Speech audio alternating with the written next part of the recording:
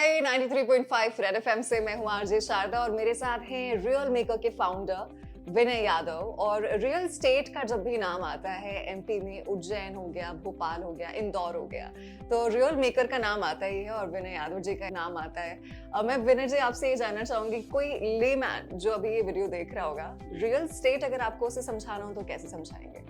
देखिए, real estate में एक बहुत अच्छी मैं इंडस्ट्री मानता हूँ। देश में जो सबसे बड़ा काम करेगी वो रियल एस्टेट फील्ड ही है।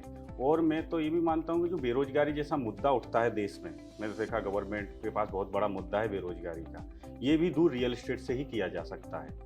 क्योंकि रियल एस्टेट इतना बड़ा सेक्टर है कि इसमें किसी को लॉस नहीं है। प्रॉपर्टी सेल करने वाले को, खरीदने वालों को, उसको सर्विस देने वालों को, हर जगह रोजगार ही रोजगार है। बस इसको सही दिशा देने की ज़रूरत है।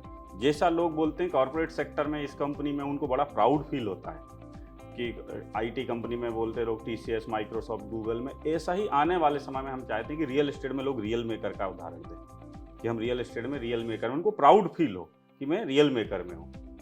तो ये सेक्टर बहुत बड़ा है और इसी सेक्टर के लिए हम बहुत सारे रोजगार के ऊपर काम कर रहे हैं। क्योंकि आजकल देखा मैंने कि लोग रोजगार की बात आज मैंने आईटी वालों से अक्सर कहते सुना कि नई टेक्नोलॉजी आ रही है, जॉब चली जाएंगी, चीज़ें चली जाएंगी, पर रोजगार बढ़ाने वाली चीज़ें कौन कर रहा है, उसको लेकर हम थोड़ा सा इसमें काम कर रहे हैं। और बहुत अच्छी फील्ड है, सबको प्रॉफिट है।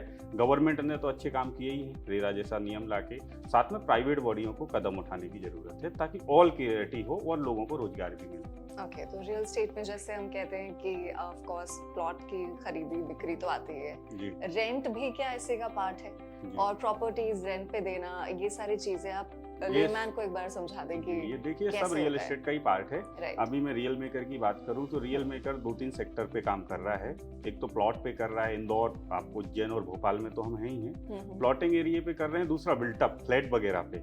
आने वाले समय में हम रेंट वाले डिपार्टमेंट, क्योंकि हमारे ही जो कस्टमर हैं उनको प्रॉपर्टी इन्वेस्ट तो कर देते हैं पर उनको आगे की सर्विस कहाँ से मिलेगी, तो हमारे यहाँ पे हम सारे सेक्टरों में जा रहे हैं। रेंट पे भी जाएंगे, इंटीरियर डिजाइनर से लेके सारी चीज़ें, यानी रियल एस्टेट का रा याद आएगा आपको आर, तो रियल मेकर भी आपको याद आ जाएगा कि एक ही जगह पे सारे काम हो जाएंगे। हर सेक्टर में हम होंगे और 1 से 2025 में हर सेक्टर में सबको सर्विस मिल जाएगी। ओके, और अब जैसे आपने इन्वेस्टमेंट की बात बोली, इन्वेस्टमेंट आज हर एक इंसान, यूथ बहुत ज़्यादा एक्टिव है कि अपने को इन्वेस्ट करना है। यूजुअली बहुत सारी अलग अलग जगह होती है, म्यूचुअल फंड्स हो गया या स्टॉक्स हो गए, अलग अलग चीज़ें, लेकिन real estate is also something which is very substantial और इसमें भी इन्वेस्ट करने को लोग बोलते हैं कि इस ज़मीन में पैसा लगा दो, ये इतने टाइम के बाद ऐसा हो जाएगा। तो अगर रियल स्टेट में इन्वेस्टमेंट की बात बोले तो वो कैसे करना चाहिए, कितना, क्या चीजें ध्यान में रख के करनी चाहिए? देखिए, सबसे पहले तो रियल एस्टेट में लीगलिटी ध्यान में रखना चाहिए, क्योंकि जीवन भर की पूंजी लोग लगाते हैं। आपने बोला शेयर मार्केट वगैरह, म्यूचुअल फंड में लोग लगा रहे हैं, पर मुझे लगता है कि सबसे ज्यादा प्रॉफिट रियल एस्टेट देता है। इसमें लॉस तो कभी होता ही नहीं है। किसी ने नहीं सुना होगा कि उसने लीगल प्रॉपर्टी खरीदी और 2 साल बाद उसने लॉस में, यानी प्रॉफिट, लोकेशन सही उसने की होगी तो वो हमेशा प्रॉफिट में गया होगा। और इसमें जो ध्यान रखना चाहिए कस्टमर को, एक तो रेरा गवर्नमेंट की चीज़ है, लीगलिटी में रेरा आ जाता है, रेरा ध्यान रखना चाहिए। दूसरा लोकेशन, हम किस जगह पे निवेश कर रहे हैं, वहाँ क्या रेट हैं और क्यों रेट बढ़ेंगे, उसका रीजन जानना चाहिए। एक बहुत अच्छा, मैं किसी का थॉट्स पढ़ रहा था यूएस के रियल एस्टेट के ऊपर, उन्होंने बोला कि जब भी छोटा शहर बड़े शहर का आकार लेता है, बड़ा शहर बनता है, तो कुछ लोग जमीन बेचते हैं और कुछ लोग जमीन खरीदते हैं। और जो लोग वो जमीन खरीद के अपने पास लंबे समय के लिए रखते हैं, वो रियल एस्टेट में बहुत बड़ा पैसा कमाते हैं। तो मुझे लगता है कि रियल एस्टेट कोई शेयर मार्केट नहीं है कि आज खरीदा कल क्या हो जाएगा, परसों क्या हो जाएगा। वो जो इन चीज़ों में जाते हैं, लालच में चले जाते हैं, वो उलझ भी जाते हैं। रियल एस्टेट को कम से कम पेड़ की तरह बढ़ता है, धीरे धीरे बढ़ता है और फल भी बहुत जबरदस्त देता है, लेकिन वेट करना चाहिए कम से कम 3 साल का समय लगता है लोग। पर अभी मैंने इंदौर में सुना है कि 6 महीने में पैसे कैसे डबल हो जाएंगे, तो ये शेयर मार्केट नहीं है, लॉस के भी ज्यादा चांसेस है शॉर्टकट में। तो इतनी सारी बातें जो आपको रियल एस्टेट के बारे में पता है, ये कब पता चली थी और कब ऐसा एहसास हुआ था कि हाँ रियल एस्टेट में ही काम करना है? देखिए, मैंने रियल एस्टेट में काम करने से पहले इस फील्ड को जाना, क्योंकि मेरे ऊपर आज पूरा कस्टमर ट्रस्ट करके पैसा लगाता है। आपको अगर कस्टमर अपना पैसा, पूरा अधिकार, कितना बड़ा ट्रस्ट कर रहा है, अगर उस फील्ड के बारे में आपको नॉलेज नहीं है और उसका पैसा आप लगवा रहे हो, तो गलत हाथों में नहीं जाना चाहिए। तो पहले तो मैंने खुद इंदौर के बारे में सर्च किया, लीगलिटी सारी समझी और अपने ही डिपार्टमेंट बनाए। और हम कोई भी चीज़ फाइनल करने से पहले हमारी पूरी एक लिस्ट है जो हम चेक करते हैं प्रॉपर्टी को लेकर, फिर जाके कस्टमर को निवेश कराते हैं। हम खुद भी अभी नए नए प्रोजेक्ट ला रहे हैं रियल मेकर के नाम से, बहुत सारे लोग। और हमारा सबसे बड़ा ट्रस्ट और हमारी सबसे बड़ा सक्सेस का राज जो है वो हमारा ग्राहक परिवार है, क्योंकि उन्होंने हम पे बहुत ट्रस्ट किया, उन्होंने हमारे साथ पैसा लगाया और आज उन्होंने रिटर्न पाया। तो सबसे बेस्ट तो यही है कि सबसे पहले हमको रियल एस्टेट में लोकेशन और ये सारी चीज़ें देखनी चाहिए, उसके बाद। ओके तो इतनी सारी समझ के बाद जो आपने ये बिजनेस की शुरुआत की थी 2020 में, राइट?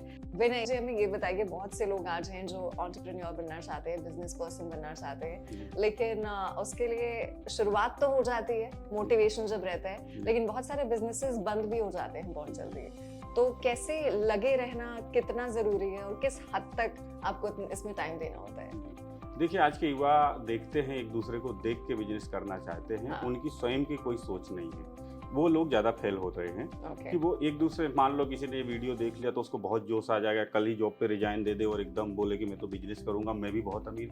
प्रोसेस नहीं समझेंगे और ये बिजनेस क्यों करना चाहते हैं, क्यों का जब तक आंसर नहीं है, और ये आपकी क्या पसंद है कि केवल ओनली पैसा आपका उद्देश्य है, वो लोग बहुत जल्दी मोटिवेट भी हो जाते हैं, उतनी जल्दी डिमोटिवेट भी हो जाते हैं, है ना? तो जो भी युवा लोग आते हैं, बिजनेस करना चाहते हैं, फिर वो फेल हो जाते हैं, या फेल तो में जीवन में कुछ होता ही नहीं है, सीखते हैं और फिर से वो वापस नहीं उस कंडीशन पे आते हैं या बाहर चले जाते हैं। तो ऐसे लोगों को पहले पर्पस देखना चाहिए कि उनकी चाहत क्या है। मेरी तो चाहत है ये फील्ड, इसलिए पैसा सेकेंडरी है मेरे लिए, मुझे बहुत अच्छा लगता है, मुझे बहुत मजा आता है काम करने में, इसलिए मैं इस फील्ड में हूँ। और जीवन भर मेरा है कि ये उद्देश्य है कि इससे लोग भी प्रभावित हो रहे हैं, लोगों को जॉब भी दे रहे हैं, मैं लोगों को समझा भी पा रहा हूँ चीज़ें, तो मेरा इंटरेस्ट की फील्ड है। और कोई भी जाए इंटरेस्ट की फील्ड में ही जाए, जीवन से बड़ा कुछ नहीं हो सकता। तो आपकी इंटरेस्ट तो मेन इंटरेस्ट तो हमें पता है कि रियल एस्टेट है, क्योंकि रियल मेकर आपने बनाया है, लेकिन इसके अलावा किसी और सेक्टर में आप काम करना चाहते हैं, बिजनेस शुरू करना चाहते हैं? मैं रियल एस्टेट, पहले तो पूरे रियल एस्टेट सेक्टर को ही पूरा करना चाहता हूँ, क्योंकि हमें बहुत सारी चीज़ें हमारे, जैसे मैंने आपको बताया रेंटल डिपार्टमेंट है, बहुत सारे डिपार्टमेंट है जो रियल एस्टेट में आते हैं, उनमें अभी कंपनी जाएगी 2 साल में। ओके और ये जो अभी हम मुझे पता चला है कि इंदौर के साथ भोपाल और उज्जैन में भी रियल मेकर है, राइट? लेकिन इसके अलावा क्या किसी और सिटी में भी आप एक्सपैंड करने वाले हैं अभी रिसेंट कोई ऐसा? जी, मेरे इससे और बहुत मुझे पसंद है वो सिटी, और बहुत जल्दी जाना भी चाहता हूँ। मैं जयपुर जाऊँगा। जयपुर? जी, पिंक सिटी। जी, जयपुर राजस्थान में शुरू करूँगा, क्योंकि मुझे लगता है इंदौर जैसी सिटी है, और उसमें हमारा सर्वे चल रहा है कि हम किस तरीके से जाएंगे, क्या है, बहुत जल्दी जयपुर में हम ब्रांच खोलेंगे। तो Jaipur keep waiting for real maker. Okay, very interesting. और इसके अलावा हम ऑफ कोर्स बिजनेस की आपकी बात करते रहेंगे, लेकिन जैसे कि आप बीच में कह रहे थे कि आप अपना टीम 300 लोगों से ज़्यादा बड़ा कर चुके हैं ऑलरेडी, एंड आगे भी होता रहेगा। ये नए शहरों में जाएंगे तो और भी लोग आपसे जुड़ेंगे, बट इस बीच में बहुत सारी चीज़ें चेंज हो रही हैं एआई की वजह से, राइट? और एआई समथिंग, आपको अगर कोई प्रेजेंटेशन बनाना है या कुछ भी करना है, वीडियोस भी आजकल बन जाते हैं, लेकिन ऐसे में आपका एआई पे क्या थॉट है? एआई से क्या कोई इफेक्ट आपके इस फील्ड को पड़ सकता है? देखिए, हमारी इस फील्ड को, और मुझे तो लगता है कि किसी भी फील्ड को नहीं पड़ेगा। टेक्नोलॉजी उन लोगों को पड़ेगा जो काम नहीं करते या नया निर्माण नहीं। कोई टेक्नोलॉजी इंसान की जगह नहीं ले सकती है। वो सोचने का जो जज्बा है, जो कुछ करने का जज्बा, वो इंसानों के अंदर है ना? अगर आप टेक्नोलॉजी आपका काम कर सकती तो आप इंसान ही क्यों हैं? टेक्नोलॉजी से आगे नहीं बढ़ पा रहे हैं, आप नया नहीं सोच पा रहे हैं, वही पुराना कर रहे हैं। जब टेक्नोलॉजी इतना अपडेट हो रही है तो हम कितना अपडेट हो सकते हैं? यानी कोई टेक्नोलॉजी आगे का नहीं सोच सकती, पर इंसान सोच सकता है, वो नया नया अपडेट करे। इतना मुझे तो ऐसा लगता है कि जो एआई वगैरह सारी चीजें, और ज्यादा जॉब के ऑप्शन खुलने वाले हैं, और सारे लोगों को रोजगार। और हमारी इस फील्ड में तो हम बहुत सारे, जो हमारा लगता है कि जैसे कोई भी टेक्नोलॉजी आ जाए, कभी फीलिंग नहीं शेयर कर सकते उसके थ्रू, और हमारी इस फील्ड में फीलिंग की बहुत ज़्यादा, क्योंकि इंसान का जीवन भर का हम पैसा लगाते हैं। तो फीलिंग 10 लाख का लिया था, आज विजयनगर में वो 5 करोड़ की कीमत हो गई।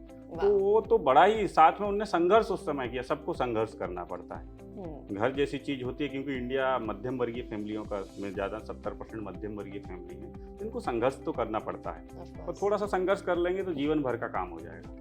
ओके और अभी बीच में आपने कोविड की बात बोली थी, और यू आल्सो टोल्ड अस कि 2020 में आपने शुरू किया था, कोविड के जस्ट पहले आपने रियल मेकर को शुरू किया था। तो उस बीच के कुछ प्रॉब्लम्स मुझे आप बताएं, बिकॉज रियल स्टेट ऑब्वियसली जरूरी है उसके लिए पूरे मार्केट का काम करना, और लॉकडाउन के बीच में हाउ डिड यू मैनेज, कैसे सस्टेन किया आपने, और वापस कैसे, लाइक ये कैसे चलता रहा? देखिए, जब भी कोई काम कोई शुरुआत करता है तो ईश्वर परीक्षा लेता है कि आप में वो जज्बा है कि नहीं है। हाँ। तो मेरी भी ली गई है और आगे भी मुझे लगता है लेगा। मेरा संघर्ष अभी तो 5% है, कितना भी बड़ा संघर्ष आ जाए पर लक्ष्य से बड़ा नहीं हो सकता, है ना। तो हमारा भी ईश्वर ने परीक्षा, साइड टेस्ट लिया हो मेरा।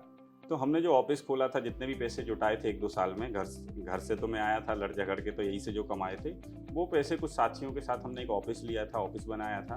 पर किसी कारण बस वहाँ गवर्नमेंट रोड प्रस्तावित था, जिसको आज MR5 रोड बोलते हैं। वो गवर्नमेंट ने काफ़ी समय नरसी मुंजी तक बना भी दिया सिम्बासिस को। तो लोग उस समय पलायन कर रहे थे। गवर्नमेंट ने चाहा कि लोग पलायन ना करें, यहीं रहें। वो इनका कहीं ना कहीं बहुत बड़ा कोविड भी फैल रहा था पलायन से, लोग इधर से इस शहर से उस शहर जा रहे थे।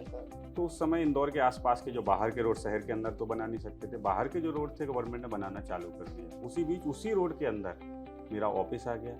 उसमें नगर निगम का फोन भी आया कि ये रोड के अंदर है, आपको हटाना पड़ेगा। हाँ। तब मुझे बहुत बड़ा धक्का लगा कि जहाँ पूरा देश लॉकडाउन में है, इस शहर से उस शहर नहीं जा सकते हैं। हाँ। उस बीच हमको ऑफिस तोड़ना, और मेरा शुरुआत ही 2 महीने हुई थी मेरी ओपनिंग की। फिर जाके मैं आया, उन्होंने बोला आप AC वगैरह हटाइए, नहीं तो हम डायरेक्ट JCB चला देंगे, इस पर आपका नुकसान हो जाएगा। फिर मैंने JCB करके पास बना के इंदौर आया, अपना सारा सामान निकाला। टीम को भी बहुत बड़ा आघात लगे, शायद हम वापस कर पाएंगे कि नहीं कर पाएंगे।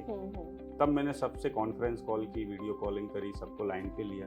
मैंने कहा कुछ नहीं, अपने को डरने की ज़रूरत नहीं है, चीज़ें लॉकडाउन खुलेगा, दुगने जज्बे के साथ हम काम करेंगे। आप लोग बिल्कुल डरिए मत, सबकी जॉब सुरक्षित है, सब लोग हमारे साथ रहिए। बस आपसे हमको पैसे नहीं चाहिए, आपका साथ चाहिए। पैसे तो मैं इकट्ठा कर लूँगा, बस आप डटे रहिएगा, है ना। आपको हिम्मत नहीं हारनी। सबसे मैंने video call, conference call, zoom meeting हम करते थे। सबको कोविड के टाइम पे किसी को कोई हेल्प चाहिए तो हम ज़रूर करते थे। तो उस समय हमने फिर सारी टीम से बात करी, सारा सामान लेकर फिर 27 स्क्वायर पे हमने सिंह फोटोकॉपी के ऊपर ऑफिस लिया और वहाँ से शुरू किया। टीम ने बहुत सपोर्ट किया, पूरा कंधे से कंधे मिला के। और उस साल हमने फिर कोविड के बीच भी बहुत अच्छा बिजनेस किया, तो फिर से हमारा कमबैक हो गया। तो ये कितना टाइम लगा फिर ये ऑफिस सेटअप करने पे? ये अभी उसके बाद हम 2 साल वहाँ रहे। उसके बाद हमने देखा कि यार यहाँ भी हमारा ऑफिस, वहाँ भी 1500 स्क्वायर फीट के समथिंग था, पर वहाँ देखा कि वहाँ भी हमारा सारा काम नहीं हो पा रहा है। स्टाफ हमारा कंटिन्यू बढ़ रहा है, लोग हमारी सोच से प्रभावित हैं, कस्टमर परिवार भी बढ़ रहा है, बैठने की दिक्कत आ रही थी। तब हमने फिर ये ऑफिस सर्च किया, चीज़ें करी। फिर 2 से 3 साल हो गए। अब हम अपना खुद का टावर बनाने वाले हैं। उसमें डिपार्टमेंट बाई डिपार्टमेंट हमारे फ्लोर होंगे, वो बहुत अलग प्लान है। 1-2 साल में हमारा टावर बन जाएगा, उसमें आपका वेलकम रहेगा, आइएगा जरूर। बिल्कुल आएंगे, डेफिनेटली। तब भी एक होना चाहिए कि उसकी जर्नी कैसी रही वो तो बात करेंगे। लेकिन अभी एक और चीज मैं जानना चाहूंगी, जैसे कुछ देर पहले हम इन्वेस्टमेंट की बात कर रहे थे। एक रेसिडेंशियल और कमर्शियल दोनों ही चीजों में लोग का रहता है कि इनमें से किस में इन्वेस्ट करना है, किस में निवेश करना है। ये भी एक थॉट रहता है जिसकी वजह से इंसान थोड़ा कंफ्यूज रहता है कि विच इज बेटर। तो आप कुछ सजेस्ट करें कि दोनों में से क्या बेहतर है? देखिए, कमर्शियल कमर्शियल में उनका स्वयं का यूज उनको करना है, खुद ऑफिस सेटअप करना है, तो वो अपने नियर बाई देखते, वो तो करना जरूरी भी रहता है। लेकिन केवल ओनली इन्वेस्टमेंट करना है तो कमर्शियल में उनको रेंट कितना आ रहा है, अगर वो उस प्रॉपर्टी को लेते हैं जो उनने फंड लगाया, उसका कितना उनको रेंट मिल रहा है। मुझे लगता है 50 पैसे से अगर कम रेंट मिलता है तो वहाँ निवेश नहीं करना चाहिए। और 50 पैसे या 50 पैसे प्लस मिलता है तो वहाँ पे निवेश कर देना चाहिए, कमर्शियल में भी। और रेसिडेंशियल में अभी अगर शहर के आसपास जो लोकेशन प्राइम है, जहाँ रिक्वायरमेंट है, कस्टमर चाहता भी है घर बनाना, वहाँ रेसिडेंशियल में ज़्यादा रेट बढ़ जाते हैं। अभी प्रेजेंट के हिसाब से मैं इंदौर की बात करूँ, जो मेरा सर्वे रहा, मेरा नॉलेज रहा, मैं उसके आधार पे बता रहा हूँ कि रेसिडेंशियल में काफ़ी ग्रोथ हो गई है। कमर्शियल में या तो व्यक्ति रेंट के हिसाब से चढ़ाने या खुद का ऑफिस के लिए, अगर रेंट अच्छा मिल रहा है तो जरूर करना चाहिए कमर्शियल में। अच्छा, मैं एक बहुत ही अलग आउट ऑफ द कॉन्टेक्स्ट सवाल पूछना चाहती हूँ। आपके मैथ्स में कितने नंबर आते थे? मैथ्स में मेरे अच्छे नंबर आते थे, तभी मेरे मैथ्स में 12 में 62 ही आए थे। ओके ठीक है। अच्छा है ये, क्योंकि कैलकुलेशन बैठाना बहुत जरूरी है ना। I was not a good person like when it comes to maths. तो जब भी कोई ऐसी बात बोलता है टेक्निकल इतनी, तो मैं काफी, मेरा दिमाग एक्टिव हो जाता है तो एक और चीज जिसमें मैथ्स का बहुत यूज होता है, दैट इज टू एंश्योर आपका कस्टमर का सेटिस्फैक्शन, कि उन्हें जो एक्सपेक्टेड था उन्हें वो 100% मिल रहा है, नहीं मिल रहा है, 50% मिल रहा है, 70% मिल रहा है। हाउ डू यू एंश्योर कि कस्टमर को सेटिस्फैक्शन मिले, वो जिस भी चीज के लिए एम कर रहे हैं? जी, हम तो पूरा प्रयास कर रहे हैं और 90 से 100% तक लोग खुश भी हो रहे हैं। इस फील्ड में सबसे ज्यादा क्या होती है दिक्कत, कि लोगों को अपना सबसे पहले पैसा सिक्योर हो।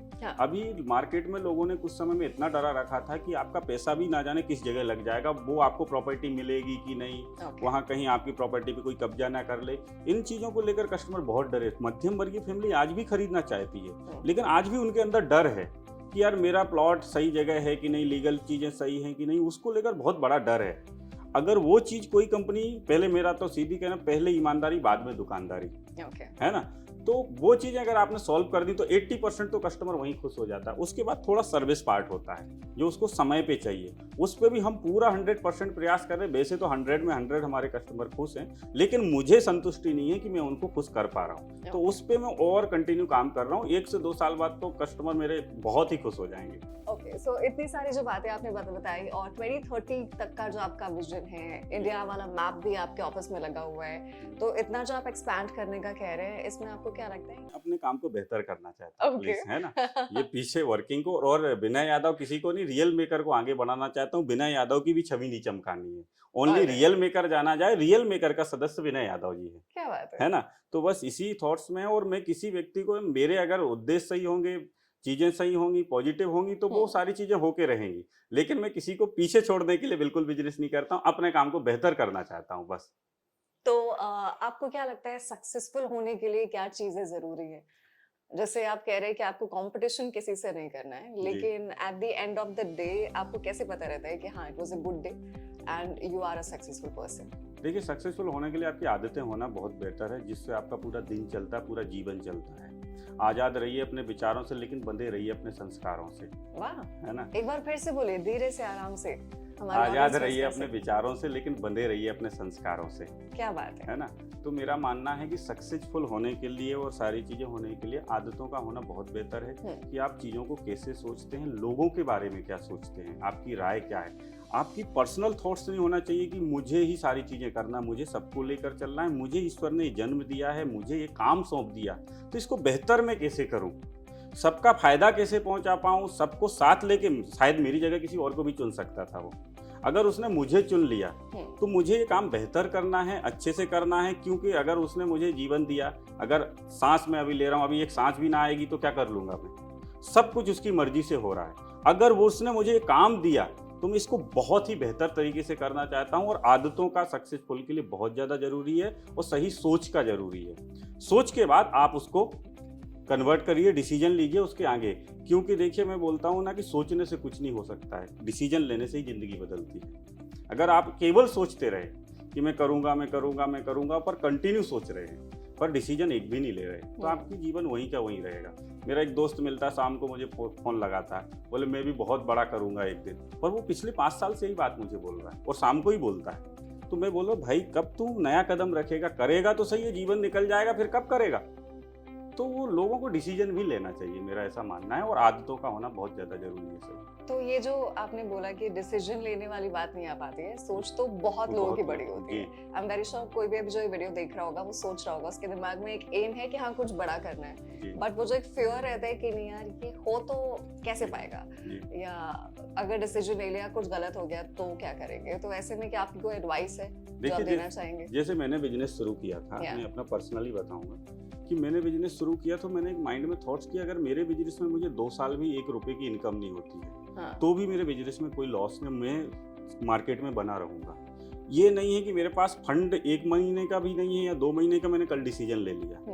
आपको उसकी चीजें सिक्योर करनी पड़ेंगी, क्योंकि मार्केट आपने जैसा सोचा वैसा ही नहीं हो सकता है। कभी कभी रूल नियम भी चेंज हो जाते हैं, जस्ट अपोजिट भी हो जाता है। उसकी तैयारी कम से कम 2 साल की तैयारी होनी चाहिए। बिजनेस कोई ऐसा नहीं है कि आज किया हो कल से प्रॉफिट देने लगेगा। बिजनेस का एक लंबी प्रोसेस है, उस प्रोसेस को आपको सीखने में ही कम से कम 1 साल लग जाता है। तो वो चीज़ें 2 साल का बजट लेके ही काम करना चाहिए और सही चीज प्लानिंग करनी चाहिए, उसके आधार पे आगे बढ़ना चाहिए। ओके, तो 10 सालों में आपने अपने बिजनेस का तो बताया क्या विजन है, आप अपने आप को कहाँ देख रहे हैं विनय? मैं रियल मेकर को बहुत आगे देख रहा हूँ, अपने आप को रियल मेकर एक मेंबर देख रहा हूँ। बस रियल मेकर को बहुत आगे देख रहा हूँ। ऑलराइट, तो कुछ ऐसी चीजें जो आप सोच रहे हैं कि अभी आने वाले समय के लिए आपको सीखनी पड़ेंगी, क्योंकि अगर इतना एक्सपैंड करना है तो ऑफ कोर्स कुछ ना कुछ नया करना पड़ेगा। बहुत सारी चीजें सीखनी पड़ेंगी, कुछ नहीं बहुत सारी चीजें, और मैं स्वयं नहीं ये सारी चीजें सीख सकता हूँ, तो ऐसे लोगों को हायर कर रहा हूँ जिनने ऑलरेडी सीख रखी है।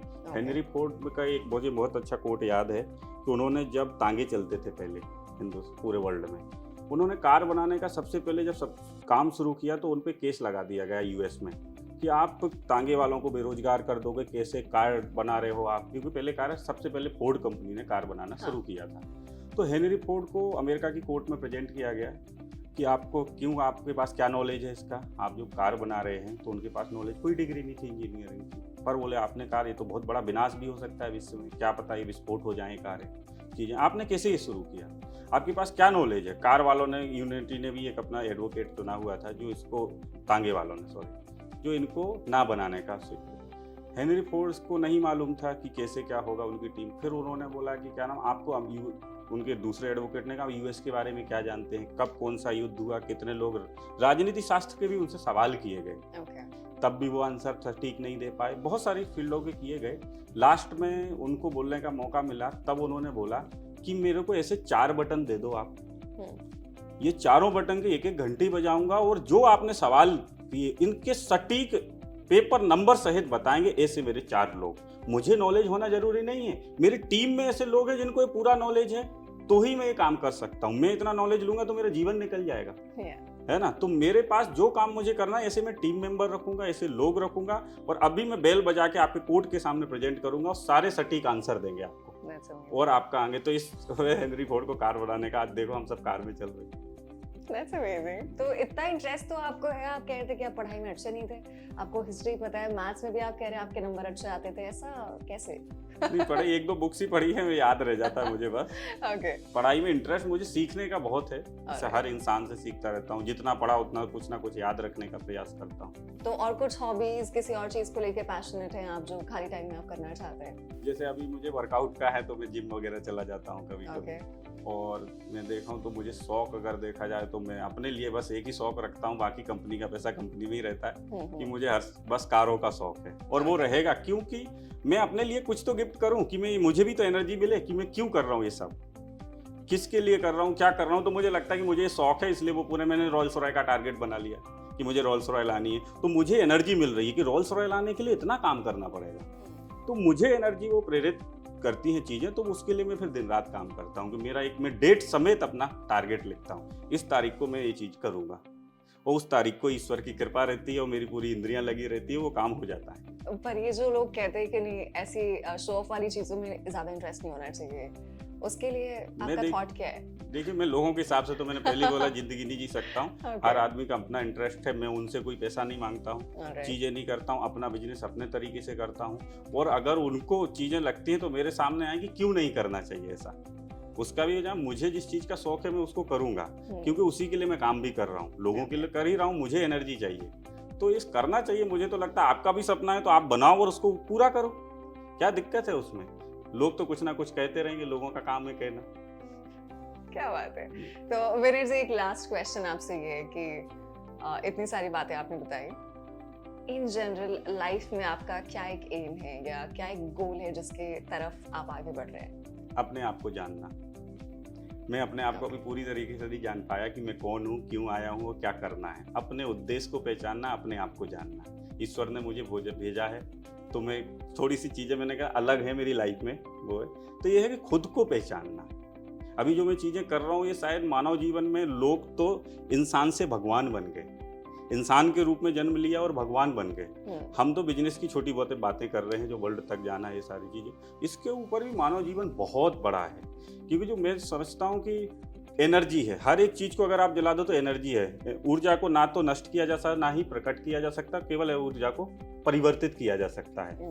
यही हमारे धर्मशास्त्र कहते हैं कि आत्मा को ना तो मारा जा सकता है, ना काटा जा सकता, ना जलाया जा सकता। आत्मा एक शरीर से दूसरे शरीर में ट्रांसफर होती है। कहीं ना कहीं वैज्ञानिक हमारे धर्मशास्त्र एक हो गए। तो ये एनर्जी है जो पूरे, अगर बोले वैज्ञानिक का, मैंने एक थॉट्स देखा कि अगर पूरे ब्रह्मांड को देखा जाए, सारी चीजें खत्म हो जाए तो केवल एनर्जी रह जाएगी।